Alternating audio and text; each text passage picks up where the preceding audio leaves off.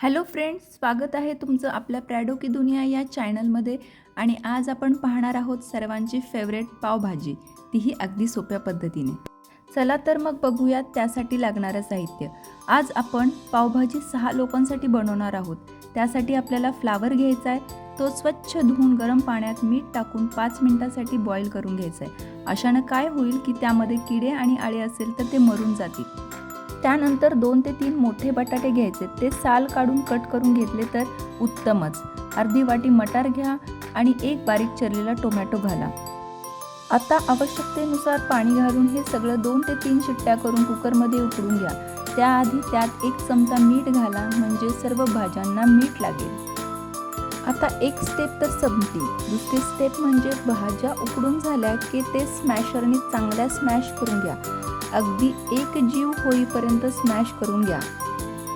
भाज्या उकडताना जर पाणी कमी घातलं असेल तर गरजेनुसार पाणी ॲड करा, त्यामुळे भाज्या व्यवस्थित स्मॅश होतील.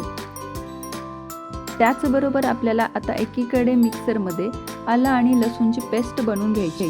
आलं लसूणची पेस्ट बनवून झाली की मोठे 2 कांदे बारीक कट करून घ्या. 2 हिरव्या मिरच्या, 1 टोमॅटोसुद्धा बारीक चिरून घ्या. सिमला मिरची पण बारीक कट करून घ्या. इथे माझ्याकडे अवेलेबल नसल्यामुळं मी घातलेलं नाही आहे, पण असेल तर तुम्ही नक्की यूज करा. आता एका पॅनमध्ये भरपूर तूप किंवा बटर घ्या, कारण इथे काटकसर करण्यात काहीच अर्थ नाही, कारण पावभाजीला चव ही तूप आणि बटरचीच असते. मी इथे तूप वापरले आणि मी शक्यतो तूपच वापरते, कारण बटरपेक्षा तूप कधीही हेल्दी असतं. आता त्यामध्ये बारीक चिरलेला कांदा टाका आणि त्याचा कलर चेंज होईपर्यंत तो चांगला तुपात परतून घ्या. आता हिरवी मिरची आणि सिमला मिरचीसुद्धा बारीक कट करून टाका व त्यानंतर आलं लसूणची पेस्ट घाला. त्यालाही चांगलं परतू द्या. सर्वात शेवटी बारीक कट केलेला 1 टोमॅटो घाला आणि त्यालासुद्धा परतून घ्या. कांदा, टोमॅटो, आलं लसूण पेस्ट पण तुपामध्ये एक जीव होईपर्यंत परतून घ्या. आता 1 चमचा मीठ घाला. एक लक्षात ठेवा की आपण आधी भाज्या उकडताना मीठ घातलं आहे, त्यामुळे अंदाजानेच मीठ घाला. आता अर्धा चमचा लाल मिरची पूड आणि अगदी चिमूटभर हळद घाला. आपण इथे काश्मीरी लाल मिरची पूड घातली आहे, त्यामुळे पावभाजीचा कलर खूपच सुरेख येईल. हे सगळं चांगलं परतू द्या.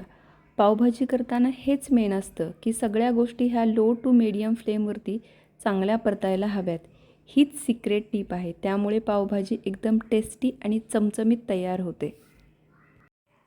आता महत्त्वाचं म्हणजे पावभाजी मसाला टाका आणि सगळं व्यवस्थित मिक्स होईपर्यंत हलवून घ्या.